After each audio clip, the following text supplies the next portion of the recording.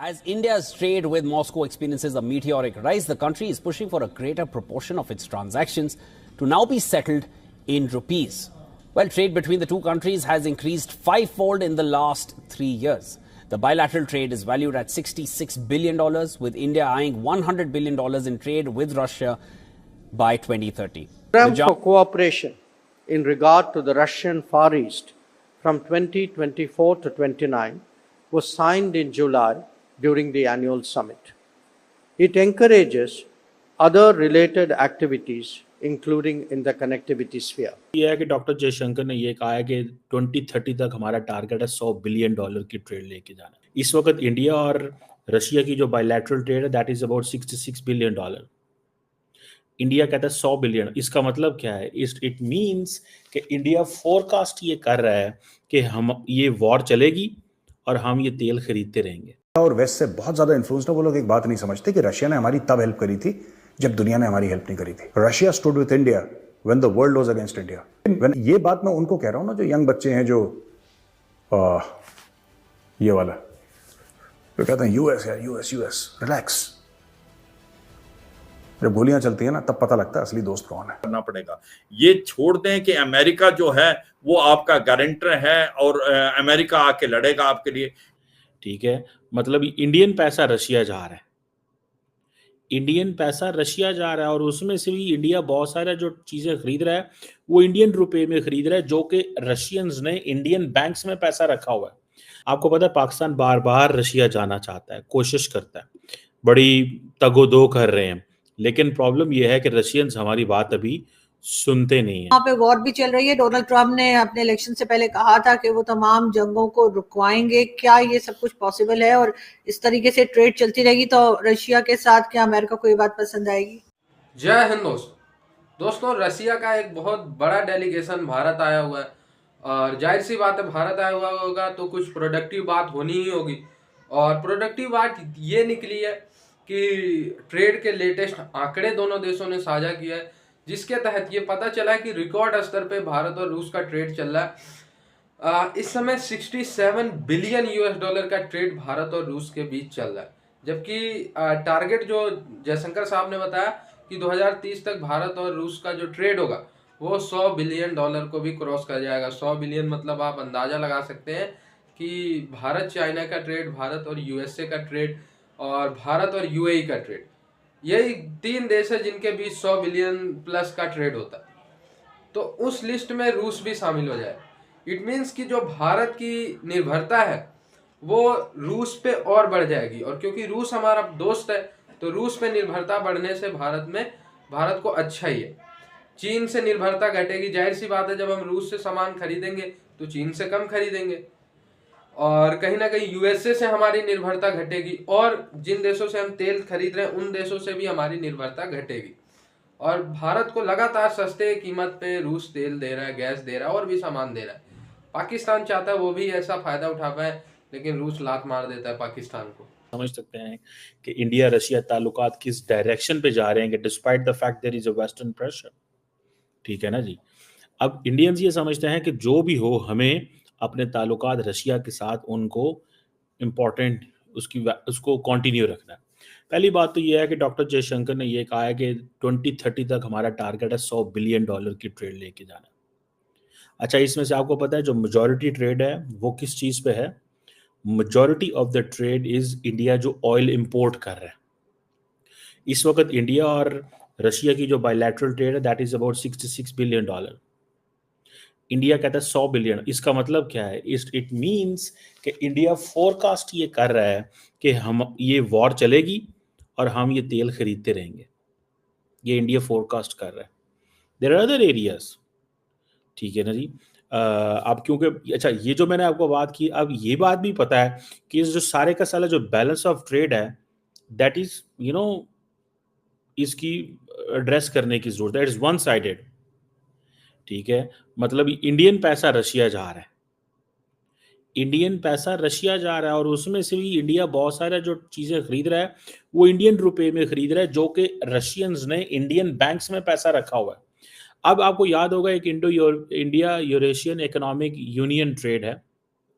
ठीक है जी, उसके ऊपर भी जो है वो काम हुआ। और सबसे इम्पॉर्टेंट चीज़ याद रखें जिसके ऊपर बड़ी डिस्कशन हुई है और चीज़ों को वो लेके चले हैं, वो मेरी नज़र में उसकी बड़ी वर्थ वैल्यू है, and that is international north south transport corridor.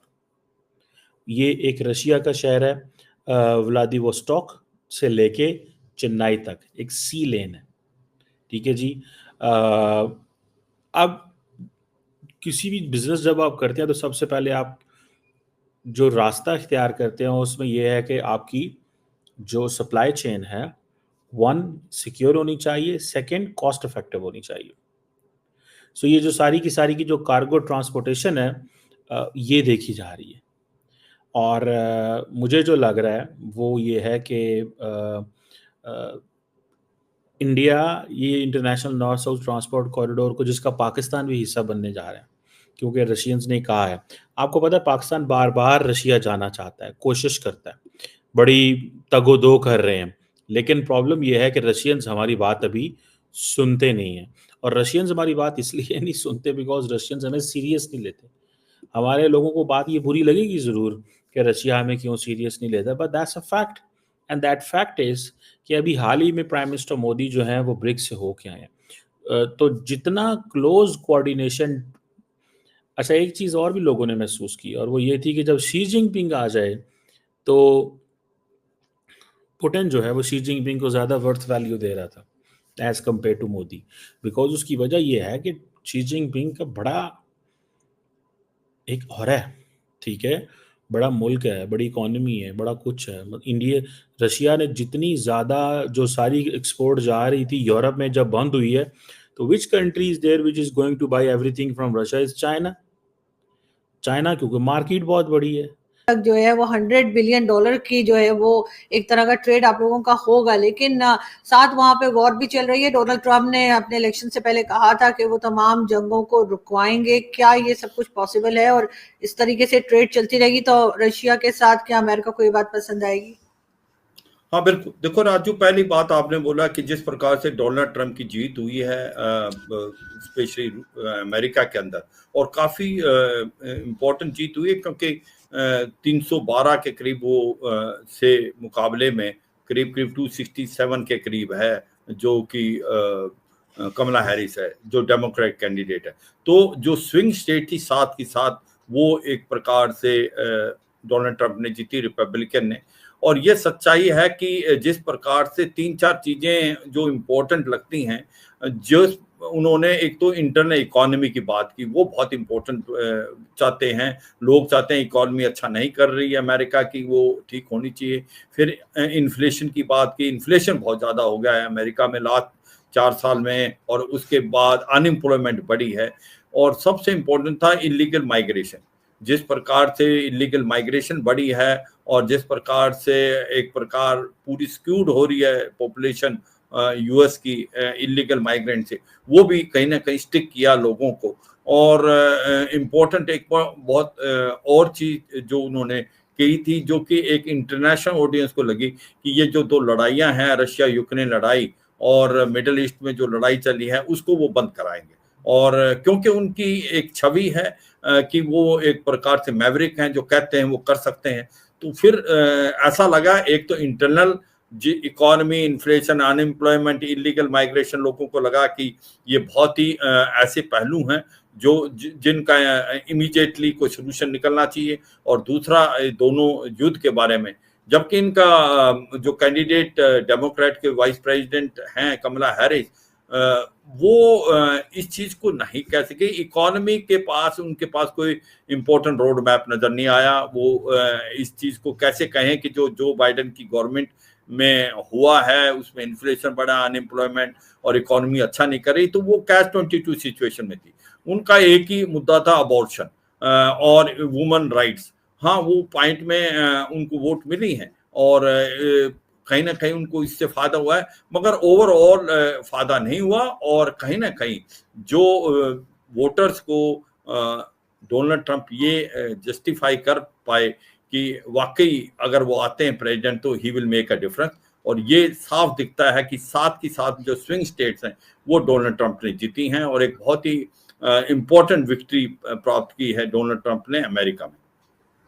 बिल्कुल ऐसे ही है, लेकिन सर साथ साथ हमने ये भी देखा कि इंडिया के बहुत से लोग जो अमेरिका रहते हैं